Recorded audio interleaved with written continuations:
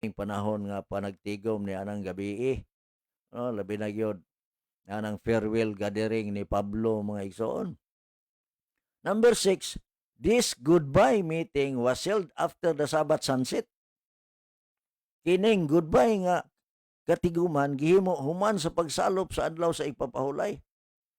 Igsoon, gawas nga farewell gathering ang Domingo, gitawag pod ang Domingo og goodbye nga katiguman. Ngano man, kay nahitabo kini humana sa pagsalop sa adlaw mag-igsunan, no?